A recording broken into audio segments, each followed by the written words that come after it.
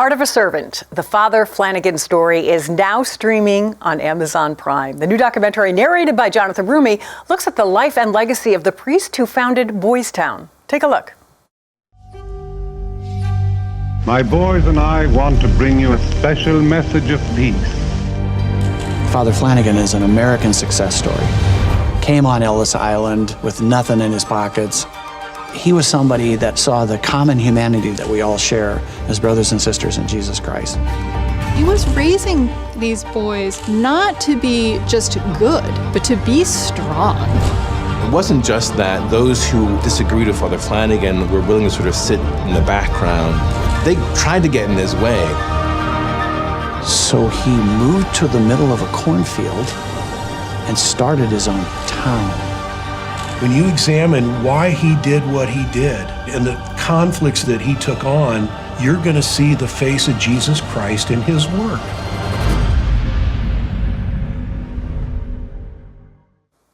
For sure. Joining us now is one of the directors of Heart of a Servant, the Father Flanagan Story, Rob Kaczmark. Rob is also the president and CEO of Spirit Juice Studios. Welcome back to CFN Live, Rob.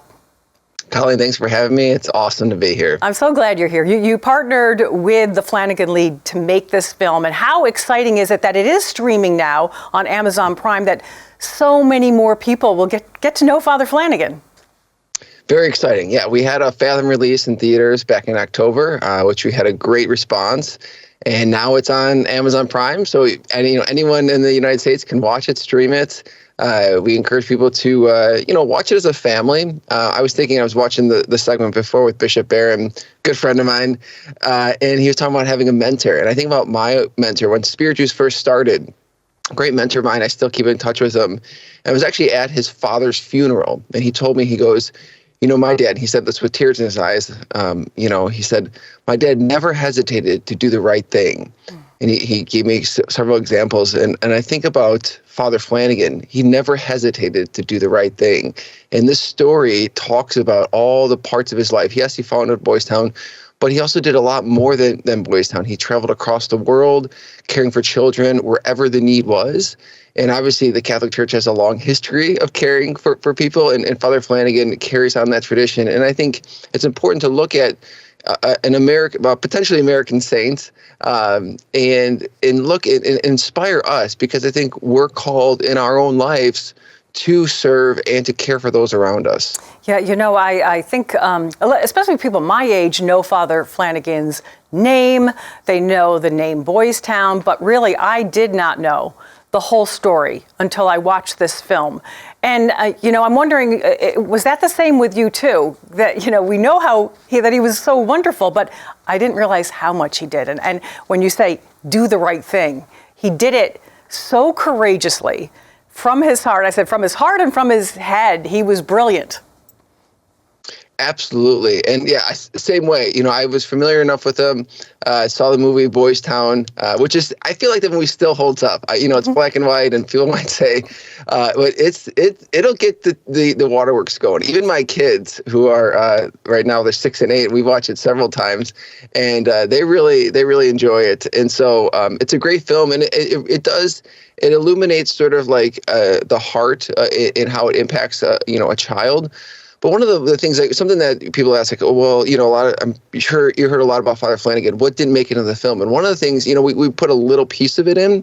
But Father Flanagan, anytime he heard about a young man, basically a child, someone under 18, that was convicted of murder, so they were going to get the death penalty, essentially, and who had no parents, he would travel to that court and advocate for that child to come and live with them at Boys Town and rehabilitate them. Because oftentimes these children made these bad choices because they didn't have parents, right? And they didn't have a parent to advocate and say, listen, like I could imagine if your child did something, you would go to the court and say, listen, I'll take care of him. This is not normal, but these kids didn't have that. And Father Flanagan did that every single time, over 100 times. And this is at a day and age where you couldn't just, jump on a quick flight. You had to take a bus or a train. So it would take several days. There's a long investment in time. And, as we kind of think of our sort of hustle culture of maximizing our time and all this stuff, this was not maximizing his time. This would take a lot of time away.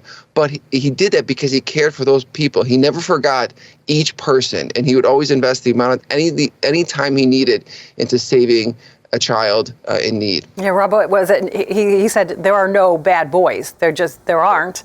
And I love that he believed all children, regardless race, creed, color, they all deserve to be loved, which he gave them. But his vision was so ahead of the time, because let's go back to the times, the early 1900s that he was doing this. And he found this way, which is so unique, and we will find out, everyone's got to go see the movie, but that he found a way, that's why I said he was brilliant, to make his own. Boys Town, which I didn't realize was a town. It was its own town. And the kids governed it.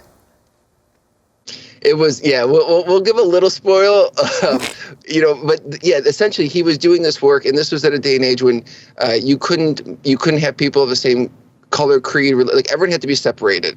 And they said, you got to leave our town. You can't do this. And who said, okay. And he was an immigrant, and being an Irish immigrant, upholding the law was one of the highest things that he felt he needed to do. So he didn't want to break the law, but he wanted to abide by, what they were saying. And so he started his own town. That's why Boys Town is a town. He went to the middle of a cornfield and created his own town, and the boys governed it. It's one of those things where people like to say it's magic in a bottle, and how he was able to create that and do that. And the generosity, also Bishop Barron talked about the laity. If it wasn't for the lady, that it was a Jewish businessman that helped him financially, because priests often don't have the resources to start their own town and buy land, and so it was a businessman that loaned him money to help pay for the land and do that. And so, we might think, most of our audience right now is not a priest. I'm not a priest, but we are a laity, and we are called to support those who are doing good work, whether we see it in front of us or we see it somewhere else, and whether that's financially or whether it's our time and talent.